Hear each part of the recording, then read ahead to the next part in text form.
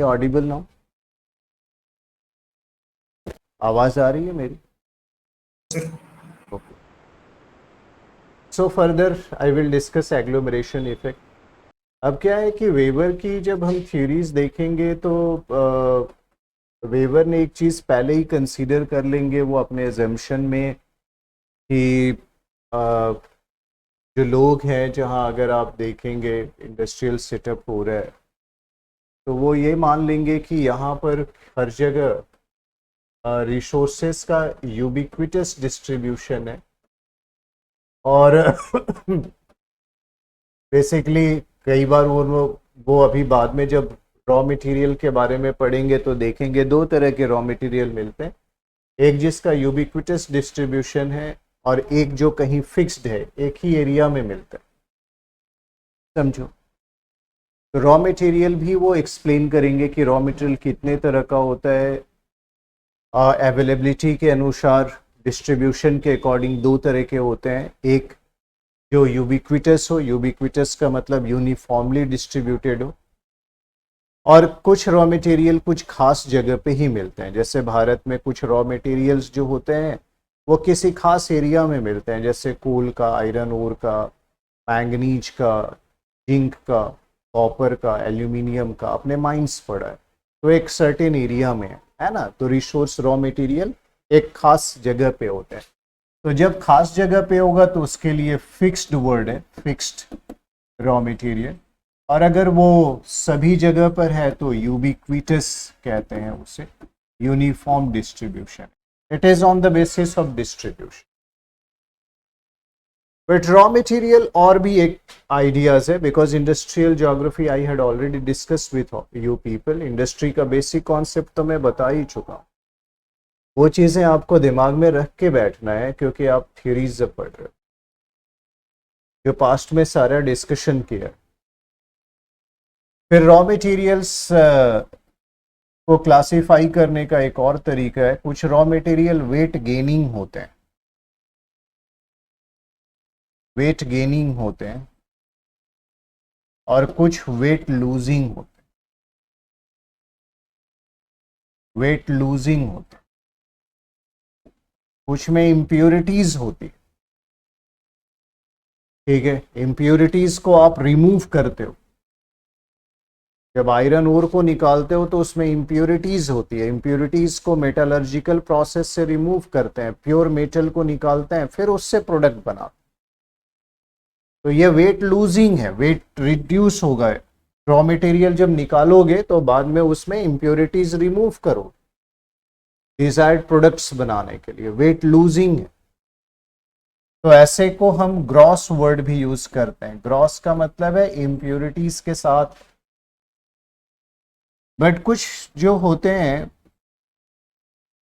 वो weight gaining होते हैं, उसमें इम्प्योरिटीज नहीं होती, और प्रोडक्ट बनाना है तो उसमें चीज़ों को मिक्स करना है। खास करके बेकिंग इंडस्ट्री, बेकरी इंडस्ट्रीज है, आटे में चीनी मिलाओ, इससे आप बेकरी प्रोडक्ट बनाओ। तो यहाँ पर ये और ये दोनों, इसको हम नेट कहते हैं, यहाँ इम्प्योरिटीज नहीं है। So if you wanted to develop certain products you have to mix something, उसमें फ्लेवर भी मिलाना है, उसमें बेकिंग सोडा भी मिलाना है, तो वो मिक्स करके प्रोडक्ट बनाते हैं। यहाँ वेट प्रोडक्ट जो बनेगा, फाइनल प्रोडक्ट, उसका वेट गेन होगा, ठीक है, क्योंकि इसमें मिक्सिंग होगी, यहाँ पे रिमूव होगा, फिर प्रोडक्ट आप बनाएंगे, वेट लूजिंग। तो रॉ मटेरियल को क्लासिफाई करने के कई तरीके हैं। Weber has highlighted that one, I will discuss.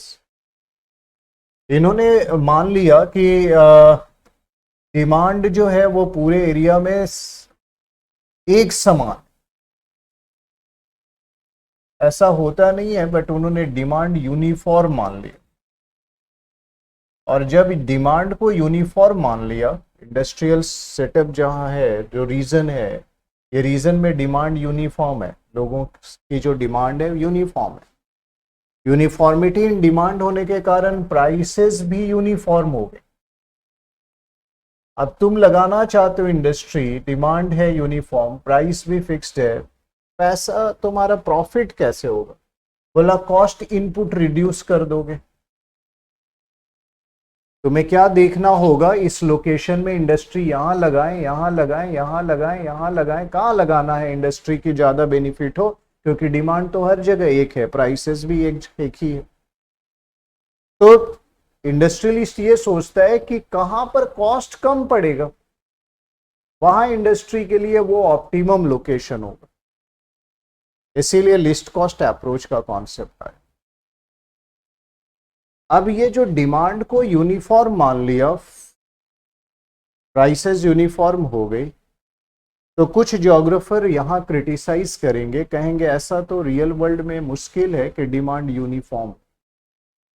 तो कुछ ज्योग्राफर इसके अपोजिट व्यू को लेकर आएंगे, एक new school of thought develop होगी, ठीक है, वो लिस्ट कॉस्ट अप्रोच पर बेस्ड नहीं होगा, वहां डिमांड वेरिएबल होगा, वो एक नया अप्रोच डेवलप होगा, उसे कहते हैं, उस स्कूल ऑफ थॉट को जिसमें लोग बिलीव करते हैं maximum revenue approach. Maximum revenue approach. तो मैं थोड़ा सा आइडिया मैक्सिमम रेवेन्यू अप्रोच का दूंगा। ये this is the another school of thought, okay, which was developed by Hartelling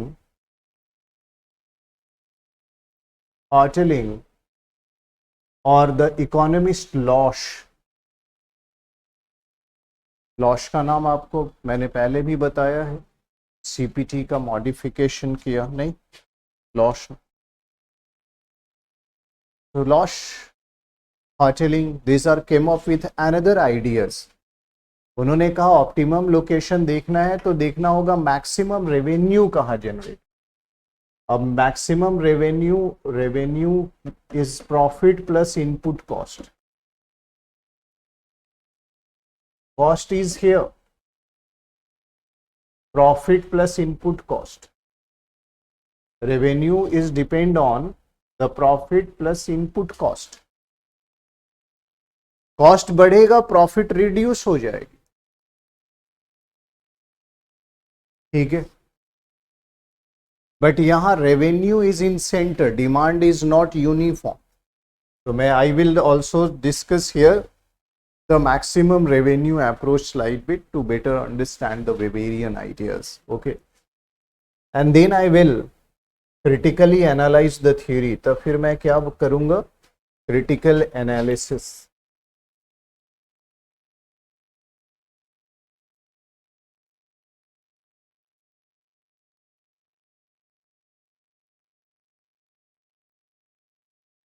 Critical analysis,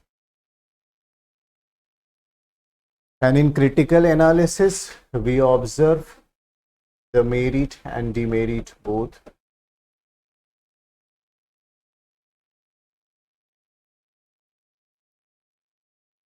as well as I will also discuss application of Weberian's model at the global scale, regional scale, and the local in India's. We will also find out the application in India. So this will be the structure, okay, this will be the structure of this entire theory. I will cover like that, okay. So let's begin with introduction. What I have said that मैंने क्या कहा कि geography में एक phase आया ऐसा, the people started learning and finding out various questions related to industrial setup and development, and gradually this field grew, the industrial economic geography, okay, that further help in the planning and management of the industry, that gives the ideas, okay, what are the factors which lead to industrial development and setup, and how we can find out a concept has been originated, the concept of optimum location. So here what I have mentioned that when the study begins, when the focus in the geography begins in the towards this field or concept. So here I had mentioned that in the mid 1950s,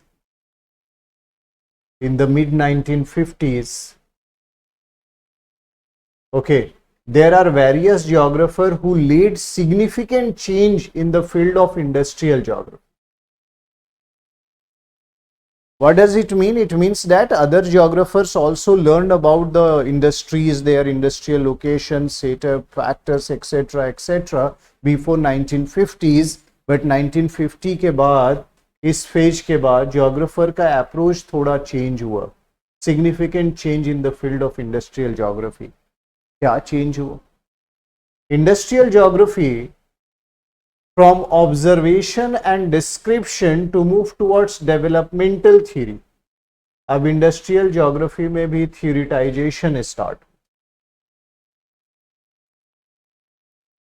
पहले observation based units का study होता था. एक industrial cluster गए, वहां पर एक industry में इंटर किया और वहां की स्टडी की कि क्या फैक्टर है, क्या रॉ मटेरियल यूज होता है, लेबर इनपुट कॉस्ट क्या है, इंडस्ट्री क्या प्रोडक्शन करती है, ये मार्केट में कैसे सेल करते हैं, मार्केट तक का कॉस्ट क्या आता है, उसके प्रॉफिट्स को क्या क्या फैक्टर्स अफेक्ट करते हैं. ऐसा वो ग्रॉस जनरलाइजेशंस था व्यू, जिसे हम कहते हैं इंडक्टिव अप्रोच. तो पहले क्या था इंडस्ट्री को लर्न करने का? Inductive approach, empirical approach based on observation. Before 1950 what is the approach?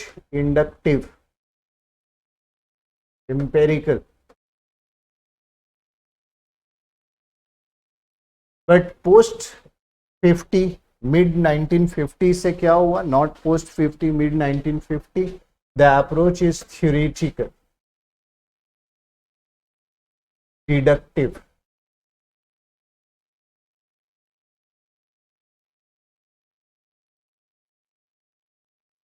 Deductive approach बदल गया.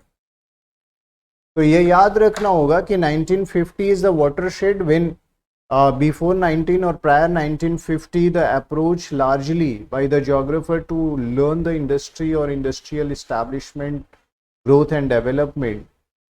Okay, what the approach was? The approach was empirical, the approach was inductive, based on observation and gross generalization. But now the approach has been changed. The theoretizations begin. The theoretical approach entered based on simplifying assumption, and then they deduce the concept, write the theory. It is a deductive approach. तो ये चीजें आपको याद रखनी होंगी. This is the era which is very important era in the industrial study. अब देखो, क्या ये बात समझ आ गई अभी? This paragraph you understand? Okay, this sentence. Now let's learn the new things. Till that time industrial geographer were largely concentrated with the case study of a particular industry. मैंने कहा ना, एक इंडस्ट्री या इंडस्ट्रियल रीजन जाते थे. But the desire is to make geography more scientific made necessary a theoretical approach. Because in that phase geography was facing the crisis. ऐसा लग रहा था कि geography जो है, okay, in the early 20th century ऐसा लग रहा था कि geography को यूनिवर्सिटी से हटा दिया जाएगा. तो geography was facing the crisis. एक एम्बिग्यूटी थी कि geography को किस स्ट्रीम में डाला जाए, साइंस में या ह्यूमैनिटी में. उसी बीच में साइंटिफिक बनाने के लिए कई सारे रिवोल्यूशन, कई सारे अप्रोच, डिफरेंट अप्रोच जियोग्राफी में ऐड हुए. उसी में आप क्वांटिटेटिव रिवोल्यूशन, पॉजिटिविज्म भी पढ़ेंगे आगे. और यही अप्रोच आया, थ्योरेटिकल अप्रोच, डिडक्टिव अप्रोच. ठीक है, तो यहाँ थ्योरेटिकल अप्रोच लाना, क्योंकि साइंटिफिक बनाना चाहते हैं इसको. कौन? Geographer. and the theory was required to explain location of industry and also to predict suitable location for the future development of industry. एक तो जो प्रेजेंट इंडस्ट्रियल सेटअप है वो वहीं क्यों है ये स्टडी करना, और आगे अगर फ्यूचर में इंडस्ट्री लगाना है तो विच लैंड और विच location will be much more suitable for the industrial development in a particular area. When you observe India, why the Prime Minister of India choose Bokaro to establish a steel plant? Okay. When the plan processes begin, why the government choose Raulkela, Vishakhapatnam to develop the iron and steel industries? ये आपको देखना होगा, धीरे धीरे link करेंगे कि क्या वहां पर वो जगह ही क्यों चूज की गई. ठीक है. Now another theory has been developed. अब ये थ्योरीज कंसंट्रेशन थ्योरी आपको नहीं पढ़नी, but there is a linkages with the Weberian ideas, इसलिए एक बेसिक कॉन्सेप्ट बता. Concentration theory, sometimes what we find that distribution of industry in fact is not totally random.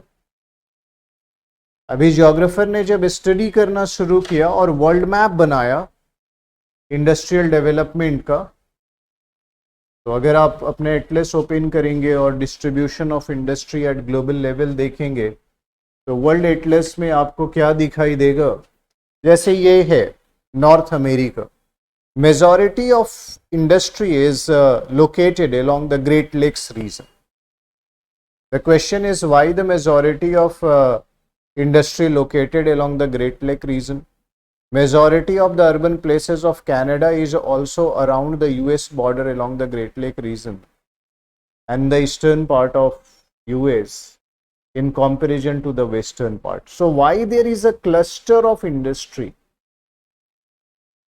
तो क्या ऐसा है क्या एक इंडस्ट्री यहाँ एक यहाँ एक यहाँ, रैंडम डिस्ट्रीब्यूशन है?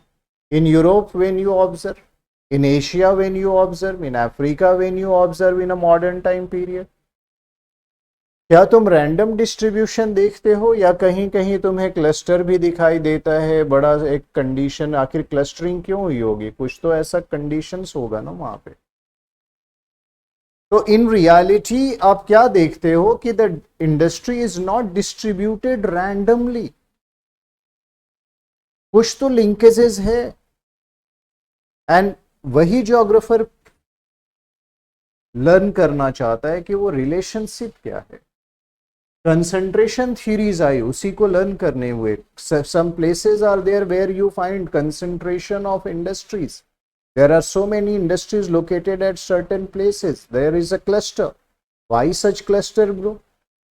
Why there is a concentration effect? Okay. Why not the random distribution of industry is there? So what is this theory is? This theory is stated that the distribution of industry is in fact not totally random, as can be seen from the world pattern of manufacturing, since it's tend to form a cluster in certain latitude. Cluster देखते हैं, कई सारी industry एक ही reason में है. ठीक है. Now, this tendency of industry to come together is marked feature that J.H. Thomson has suggested that a concentration theory can be formulated identifying a hierarchy of concentration. इन्होंने क्या कहा? इन्होंने कहा कि we can design the concentration theory based on the hierarchy of the units, hierarchy of the concentration, and he find out this hierarchy. What he find that in a specific geographical areas, what you observe, the smallest unit, that is individual plants which is located in a certain area. किसी geographical area में तुम visit कर रहे हो, वहां तुम देख रहे हो एक इंडस्ट्री लोकेटेड है, यहाँ एक इंडस्ट्री कुछ किलोमीटर दूर के ऊपर लोकेटेड है, इंडिविजुअल यूनिट्स हैं। ये जो individual unit, more than 2 individual plants if developed in a area, then we call that area industrial district. तो इंडस्ट्रियल डिस्ट्रिक्ट इन हायरार्की ये ऊपर हो गया। तो एक ज्योग्राफिकल एरिया में तुम 2 या 2 से अधिक इंडस्ट्रियल यूनिट को देख रहे हो, क्या नाम दिया इन्होंने? J.H. Thomson has given the name industrial district. In a particular area, if such industrial district, अब देखो एक पर्टिकुलर एरिया में ऐसे जब 2 या 2 से अधिक इंडस्ट्रियल डिस्ट्रिक्ट हों, ठीक है, if there is a more than 2 industrial districts are there in a geographical area, then a central place develop. तो उसे नाम क्या दिया? Central place. Take another colour. तो मैंने क्या बताया था? इंडिविजुअल इंडस्ट्रीज थी। ये इंडिविजुअल इंडस्ट्रीज एक से अधिक एक ज्योग्राफिकल एरिया में है, तो इंडस्ट्रियल डिस्ट्रिक्ट का वो geographical area is now called industrial district, having more than 2 industrial units are there, or more than 1 industrial units are there. More than 2 industrial districts form the central place. So in hierarchy, the central place is above than individual plant and industrial district, because within a central place there are more than 1 industrial districts which is located with different individual plants. अब देखोगे कि अगर there are more than 1 central place are there, this region is known as urban system. It is known as urban system. So in a single urban system there are more than 1 central place. In the single central place there are more than 1 industrial district. In a single industrial district there are more than 1 individual plants are located. Who arrange it in orderly fashion? J.H. Thomson, in his concentration theory, he find out the order.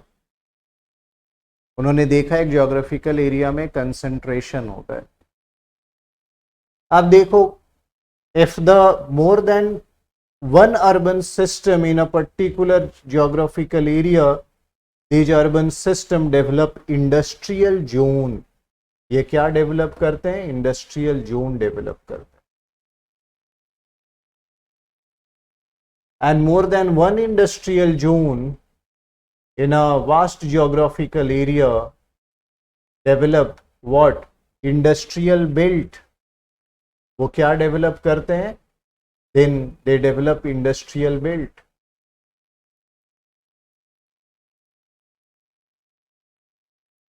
So it is the hierarchy of industrial concentration. एक industrial belt is a larger concept. Within a industrial belt there are more than 1 industrial zone. In a single industrial zone there is more than 1 urban system.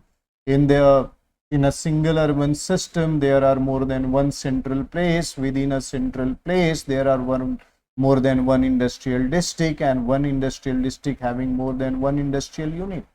तो तुम सोचो इसमें कितनी सारी industry होंगी? इतनी सारी इंडिविजुअल इंडस्ट्री होंगी एक अर्बन बेल्ट में।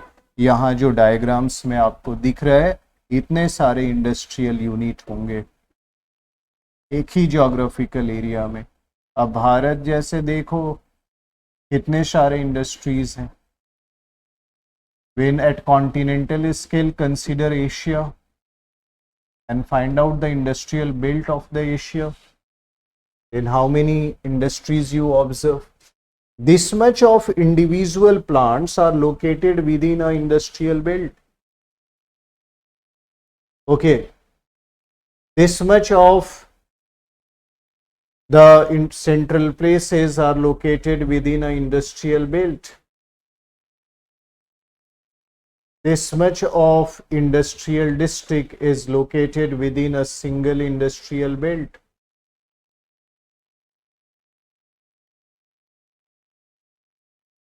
Okay.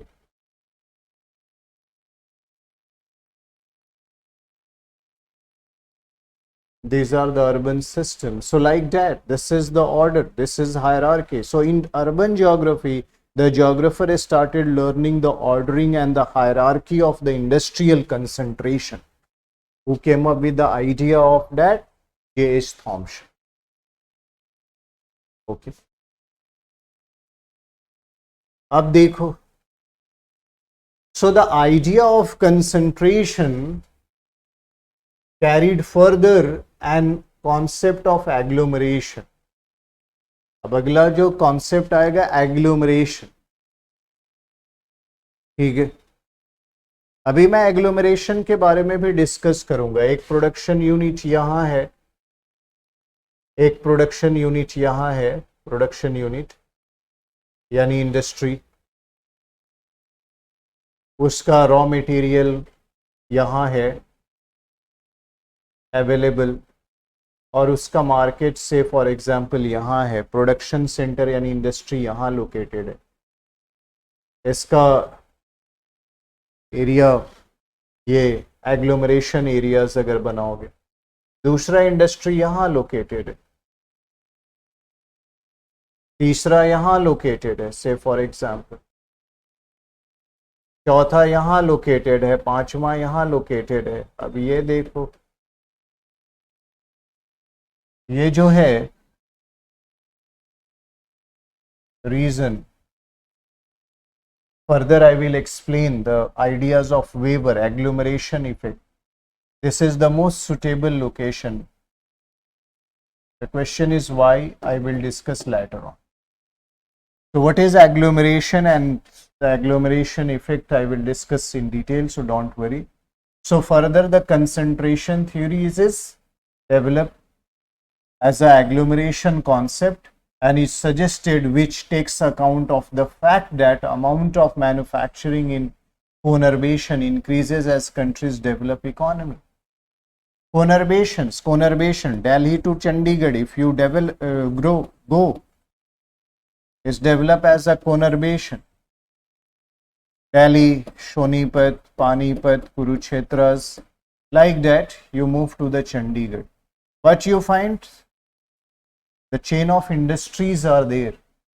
It is the concept of conurbation. तो क्या बताया? Conurbation बनने लगे. There are several places where the industries in a linear fashion started growing. The concentration of, यहाँ concentration now concept agglomeration develop हुआ. Further मैं अभी explain करूँगा, don't worry. तो इस तरह से concepts grow होते गए. नए कॉन्सेप्ट इंडस्ट्रियल ज्योग्राफी में. कब ये कॉन्सेप्ट्स ग्रो होते गए? So during the mid 1950s. Now we have already learned what are the factors which affect the industrial growth and development. What are the factors which led to the industrial growth in an area? Okay. So here I had mentioned, before moving to the Weberian idea, let's understand the basic idea first. कुछ basic idea होना चाहिए Weber के model को समझने के लिए. So right now I am discussing a basic ideas. Okay, and that is quite interesting, not very tough, easy to understand. So now what we observe that factor what is necessary for industrial location. What are the factor? There is no single factor, there are multiple factors. One of the prominent factor is physical factor. Physical factor is a prominent physical factor are the climate, the soil, relief, location, not the raw material, but the raw material and the water, energy, land, etc. So change in this, the quality of the physical factor, when changes, it affect the industrial development. If the raw material distribution affected, it affect the industrial development, climate change, okay, the terrain, topography, relief features, all these affected. But the second factor is non-physical factor, and the non-physical factor is again very, very vital and important factor which is necessary for the industrial establishment and development in a particular area. What are the non-physical factor? Try to understand. Capital. Industry required huge capital. What is another factor? Labor. What is the another non-physical factor? Socio-economic condition. Socio-economic condition.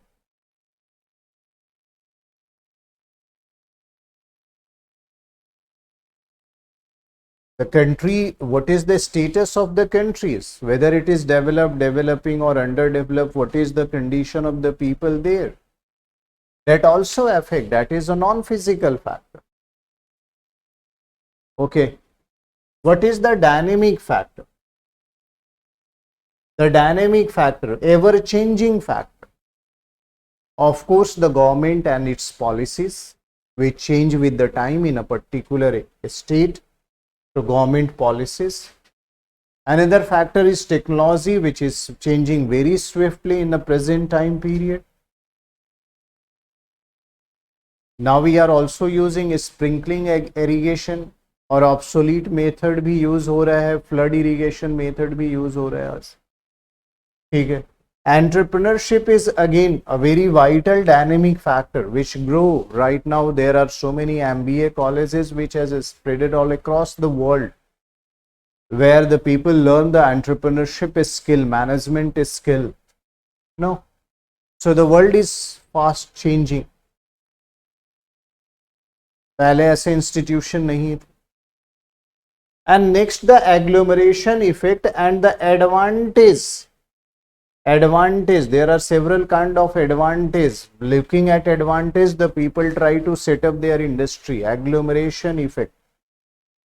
Also attract and pull. अभी already तुमने देखा 3 industry जहां हैं वहां चौथी industry को grow करने में और आसान हो जाता है. यह है एग्लोमरेशन इफेक्ट. क्यों? वो 3 इंडस्ट्री के लिए रॉ मटेरियल पहले से अवेलेबल है, तभी तो इंडस्ट्री गई. लेबर मोबिलाइजेशन वहाँ ऑलरेडी है, वहाँ ऑलरेडी रोड ट्रांसपोर्ट बन गए होंगे या other means of transport develop हो चुके होंगे, वहाँ पावर सप्लाई होगी. तो क्या 4th इंडस्ट्री को आसान नहीं?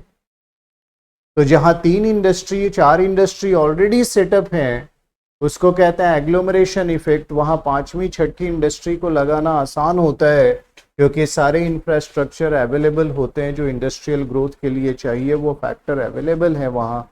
उसको कहते हैं agglomeration effect. In a layman term I had defined that for you people और सिंप्लीफाइड लैंग्वेज. उसको आगे हम टेक्निकली समझेंगे, ठीक है, जब मैं वेबर के कॉन्सेप्ट. तो ये मेजर फैक्टर हैं 4: physical, non physical, dynamic and agglomeration effect और advantage. Entrepreneur also find out advantage. Okay.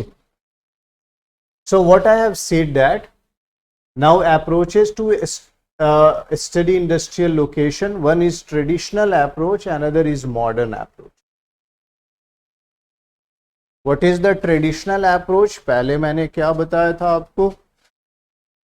पहले मैंने आपको बताया था कि the traditional paradigm analyze why certain industry are located at a place where they are now. What is the question is कि कोई industry किसी खास जगह पे ही क्यों एस्टैब्लिश हुई जहां वह आज है. This is the traditional approach of learning the industry. And here the industries are being attracted by certain areas or the certain factors. For example, the raw material or the resource are available in that area and the nature of industry is determined by the nature of raw materials. एक linkages geographer ने क्या find out किया कि may be हो सकता है that area is suitable for particular industrial growth because a specific raw material is available in that area. So the entrepreneurs has developed the industry based on that specific raw material. Okay. For example, iron and steel industry in the Chota Nagpur Plateau region are nearby Mayurbhanj region in Odisha, or you can say in the Shebhum region. Why it is located there? Because the iron, manganese, coal is available in that region. Okay, so that's why this is the traditional approach, which is empirical approach. Okay, empirical approach, क्योंकि जाकर देखा. Inductive approach. अब ये inductive approach, empirical approach use होता ही है geography में early stages में. लोगों ने जाके देखा क्या रीजन है छोटे नागपुर में, देखा अच्छा ये चीजें हैं अवेलेबल इसलिए इंडस्ट्री के लिए सुटेबल है. अब आया modern paradigm, modern approach.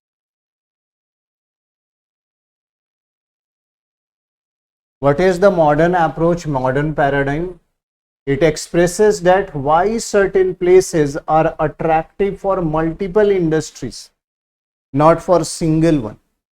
Multiple industries.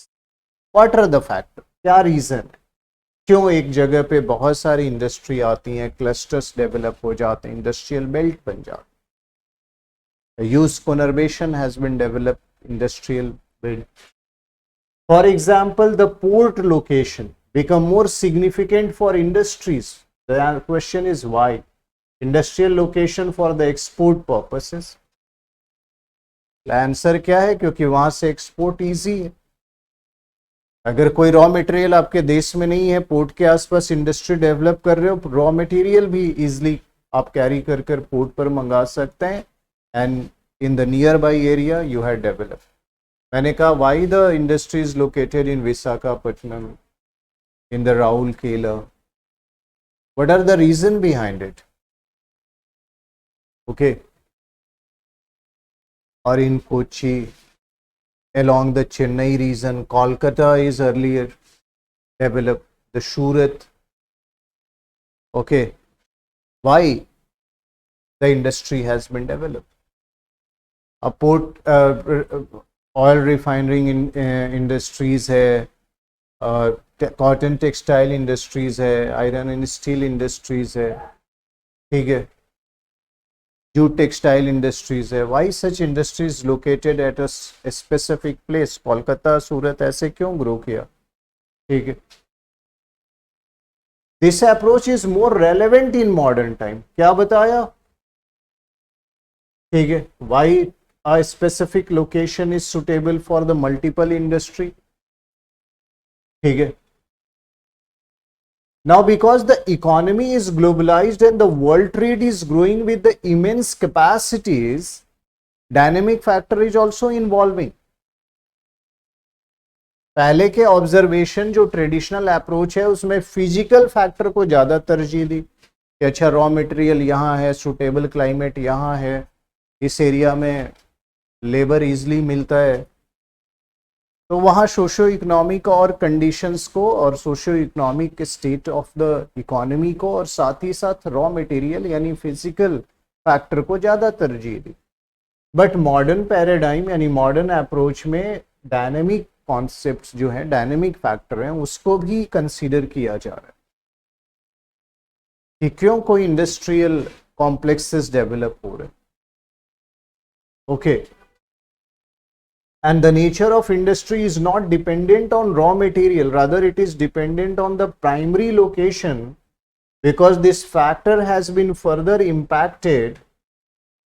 This word is the primary location, because this factor has been further impacted by the reducing role of transportation cost.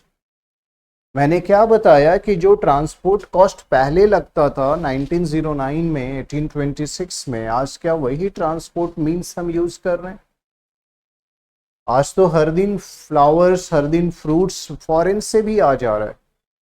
क्यों आ रहा है? क्योंकि we have the swift means of transport and even the transport cost has reduced. पहले ship पे लगा, कई महीनों बाद जो है वो शिप लंदन से और इंडिया पहुंची। कई सारे जो गुड्स हैं, पेरिशेबल आइटम, वो खराब हो गए, कॉस्ट बढ़ गया, transport cost was quite high. अब इतना महीना थोड़ी लग रहा है। आज जो शिप हैं जिसपे हजारों टन सामान, सैकड़ों टन गुड्स कैरी कर रहे हैं, वो भी स्विफ्ट फ्लो कर रही हैं, मूव कर रही हैं, वो पुराने शिप और बोट की तरह नहीं। तो क्या हुआ कि आज के डेट में ट्रांसपोर्टेशन कॉस्ट रिड्यूस हो चुका है। क्यों? क्योंकि means of transport faster develop हो चुके हैं with the help of technology. And in today's world, there are so many countries which have no raw material availability, but they are industrialized built. Look at Japan. Japan is the best example. Look at South Korea. There are so many countries. I can give you an example having very less raw material, but very highly industrialized state. These are how it is possible. अगर raw material पर ही, physical factor पर ही based होता, traditional approach जैसा हम पढ़ रहे थे, तो क्या ये देश आगे प्रॉस्पर कर पाते, ग्रो कर पाते? अगर ये कर रहे हैं तो अदर फैक्टर इन्वॉल्व है, डायनेमिक फैक्टर इन्वॉल्व है। गवर्नमेंट की क्या पॉलिसी है, प्लानिंग है, टेक्नोलॉजिकल डेवलपमेंट क्या है, other factor are also there. What is the availability of, ठीक है, that. Getting my point, yes or no? Yes, so they mainly imported the raw material from the other countries, Japan, Korea, यहाँ मैंने लिखा है other European countries, those who are very small in the size. अब Belgium की size क्या है, Netherlands की size क्या है, डेनमार्क की साइज क्या है, देखो जाकर मैप में, ठीक है। Getting my point? अगर आप जाकर देखेंगे तब आपको पता लगेगा। But they are the developed economy. Why they are developed economy? Y?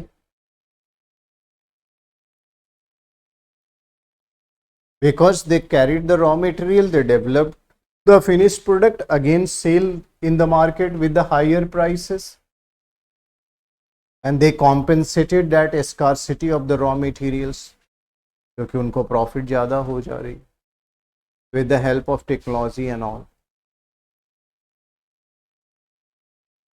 Next देखो, what are the key ingredients for the development of industry? अभी तो आपने फैक्टर देख लिया,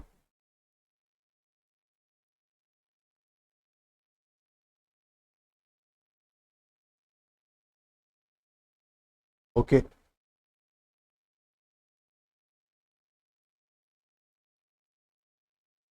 Now let's understand.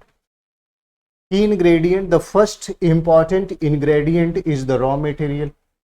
As you people know, industry बिना raw material के तो चलेगी ही नहीं, गुड्स कैसे बनाओगे? अब ये रॉ मटेरियल अभी मैंने बताया दो तरह के होते हैं, ग्रॉस रॉ मटेरियल जिसे आप इम्प्योर भी कह सकते हैं क्योंकि उसमें इम्प्योरिटीज होती है, वो इम्प्योरिटीज रिड्यूस आप रिमूव करते हो तो वेट लूज करते हैं वो, ठीक है। रॉ मटेरियल्स जो आप देखोगे वहाँ वेट लूजिंग भी होगा, इम्प्योर होगा, वो ग्रॉस होगा, ग्रॉस में इम्प्योरिटीज मिक्स है। दूसरा रॉ मटेरियल जैसे एग्जाम्पल कोल, आयरन और मैंगनीज, सब में इम्प्योरिटीज है जब आप माइंस से निकालते। नेट और प्योर रॉ मटेरियल मैंने अभी बताया था, ठीक है, doesn't lose the weight, sometimes it gain the weight, it is known as net or pure raw material or the weight gaining, जैसे like cotton and textile industry or the bakery and the bread industries। आप इसमें और चीजें mix करते हैं, ठीक है। so it is the net, pure or weight gaining industry, raw material, sorry। so raw material can be explained or divide into two types, okay, on the basis of their purity. Next अगर आप देखेंगे और the nature of weight gaining और wait losing, next अगर देखोगे certain raw another ingredient for the development of industry are the capital which is required, the investment, and the capitals are of two types: immobile, the land infrastructure which is immobile; another is the mobile, the money or the monetary, as well as the labor having the very fast mobility. The monetary condition is again very swiftly change sometimes. It's mobile. Okay. Liquidity term use करते हो आप money के लिए. Money is quite liquid and having mobility. But certain are the fixed. The infrastructure what you built, अगर building बना दोगे industry की, that is fixed. Can you move your building from one place to another? Some technologies are at present where you can slightly shift the building. ठीक है, but that is very costly affair. अभी ये concept पढ़ोगे geographical inertia का, ये concept मैंने discuss किया था आपके साथ, जियोग्राफिकल इनर्शिया, जब मैं इंडस्ट्री डिस्कस कर रहा था। कभी कई बार ऐसा होता है कि कोई लोकेशन बेनिफिशियल नहीं होता, फिर भी वहां इंडस्ट्री रहती है। अब इंडस्ट्री लग गई, वहां से हटती नहीं है, क्या रीजन है? अगर जियोग्राफिकल लोकेशन का डिसएडवांटेजियस लोकेशन हो गया, उसके बाद भी इंडस्ट्री वहां से क्यों नहीं हट रही? उसके लिए कॉन्सेप्ट है जियोग्राफिकल इनर्शिया का, क्योंकि उसके पीछे भी फैक्टर हैं। आपने इतना इन्वेस्ट कर दिया, आपने इतना इंफ्रास्ट्रक्चर जो है इमोबाइल डेवलप कर लिया, उसको लेकर दूसरी जगह शिफ्ट करना मुश्किल है। तो ये भी फैक्टर है। Capital are of two type, immobile and mobile. Next, there are two kind of labour, another ingredient. पहला मैंने raw material, then capital, then labour. One is skilled, another is unskilled. Unskilled labor are quite cheaper. Skilled labor are costly as well as highly mobile because the demand of that labor is quite high. So there are two labors, skilled, unskilled. There are two type of raw material on the basis of their quality, impurities, gross and net. On the basis of distribution, the raw material are of two type: uniformly distributed, ubiquitously distributed, as well as fixed. तो कुछ raw material ऐसे हैं जो हर जगह available हैं, समान मात्रा में, यूबिक्विटस हैं, लेकिन कुछ फिक्स्ड है एक खास जियोग्राफिकल लोकेशन में। ये सारे फैक्टर हैं, इंग्रेडिएंट हैं जो अफेक्ट करते हैं इंडस्ट्रियल ग्रोथ और डेवलपमेंट को, including capital and labour. Now another is transportation. मैंने पहले भी डिस्कस किया कि earlier there was a not very faster mode of transportation, the bullock cart or the horse cart is used by the people. Okay, but now there is a fastest mode of transportation is developed, which is required for the easy transportation of produce or the product from the industry to the market, as well as to carry the raw material from the mines to the industry. And for the prominent industrial or from agricultural belt, if in the case of agro based industry, and for the prominent industrial location, the position of market is also very valuable. तो industrial location में, यानी अगर आप अच्छा location ढूंढ रहे हैं तो आप ये भी देखते हैं कि मार्केट उस लोकेशन के आसपास है कि नहीं है, because ultimately you have to sell your product in the market. So for the, if you wanted to find the best place to develop industry, आप ये भी देखते हो मार्केट का. अब जैसे बेकरी इंडस्ट्री यूरोप का मैं डिस्कस करूंगा, वेबर का एप्लीकेशन. अब हंगरी, यूक्रेन, यहाँ व्हीट कल्टीवेशन होता है along the steppe area. Temperate grassland, climate is suitable for wheat cultivation. अब व्हीट फ्लोर लेना है तो वहां से मोबिलाइज होगा व्हीट, उसका आटा बनेगा, ठीक है। डेनमार्क वगैरह का जो रीजन है, पोलैंड का जो रीजन है, शुगर कल्टीवेशन होता है, बीट्स लगाते हैं, शुगर बीट से शुगर बनता है। इंडस्ट्री कहाँ लोकेटेड है, बोला इंडस्ट्री जो लोकेटेड है वो क्लोज टू द मार्केट है। मार्केट कहाँ है, बोला लंदन में, बेल्जियम में, फ्रांस में। यहाँ पोर्ट लोकेशन वेल डेवलप्ड है एंशियंट टाइम से और modern time after industrial revolution, this area grow and prosper. तो इसी के बेनिलक्स कंट्रीज में इंडस्ट्री है। तो क्या तुम देखते हो, market play a very very significant role for the development of industry. Entrepreneurs देखता है मार्केट का पोजीशन क्या है। Position of the market is also very very valuable to find out a best industrial location. So not only the transportation cost but also the market. Why the market? Because if the market is far away, the transportation cost will increase. Okay. Finally, you have to sell your product. Because the demand led to the production and this market is closed, the transportation cost will be less. Closed nahi, close. And if so, the product cost will be cheaper. The product cost cheaper होगा तो it will better increase the demand. Demand is static, prices low रहेंगी तो इसके क्या होंगी, cell बढ़ जाएगी, ठीक है। डायनेमिक फैक्टर मैं पहले ही डिस्कस कर चुका हूँ। There are so many technology, entrepreneurship, the government policies, planning, okay, ये सारा आता है डायनेमिक फैक्टर के अंदर, ओके। अब एडवांटेज की बात करें। मैंने एग्लोमरेशन इफेक्ट और एडवांटेज की बात की थी, ये भी एक फैक्टर है। Entrepreneurs also observe certain advantage from a geographical locations when he find out the optimum location for the development of industry. What kind of advantage? Here I had mentioned industry is also based on certain advantage such as natural, acquired, compared and cumulative. There are four kind of advantage. What do you mean by natural advantage? क्या है ये?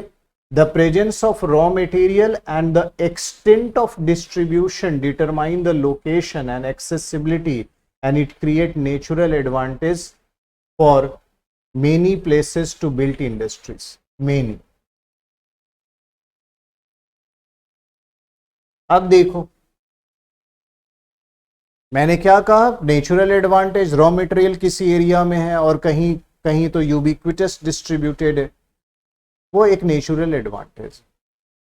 अब पूरे महाराष्ट्र के black soil में लोग cotton grow कर रहे हैं तो एग्रो बेस्ड इंडस्ट्री यानी कॉटन टेक्सटाइल के लिए वो बेटर है, because raw material is available in entire areas. Iron ore is available in the Singhbhum region, in the Mayurbhanj region of Orissa, तो वहां पर उस रीजन में iron and steel plant grow करके। Coal is also available in the surrounding area of Raniganj, Jharia and etcetera of Dhanbad and West Bengal. So Talcher in Odisha, तो क्या है कि वहाँ से सप्लाई पावर की चाहिए ना, वो मिल जा रहे। The rivers are also there, Swarnarekha, Kharkai, Damodar, Mahanadi, ब्राह्मणी, ठीक है। There are so many rivers are there, तो वाटर सप्लाई जो चाहिए वो आपको मिल जा रही। तो एक तो नेचुरल एडवांटेज होता है किसी प्लेस का, क्योंकि वहाँ raw materials, others physical factor which is required for the development of industries there. Acquired advantage क्या है, when industry is set up at certain location, अगर इंडस्ट्री लग जाता है किसी एरिया में तो क्या होता है, acquired advantage. Other economic activities also grow around industry, infrastructural development takes place in the surrounding area. क्या खुल जाते हैं, जैसे होटल खुल गया, जैसे स्कूल खुल गए, जैसे हॉस्पिटल खुल गए, अब जो वहाँ लोग आ रहे हैं, the entrepreneurs, the manager, the labourers, अब उनके साथ हेल्थ इश्यूज भी आ गए, उनके बच्चे पढ़ने वाले होंगे, रिक्रिएशन चाहिए, वो चीज़ें डेवलप होने लगती हैं, ट्रांसपोर्ट रूट्स डेवलप होने लगते हैं धीरे धीरे।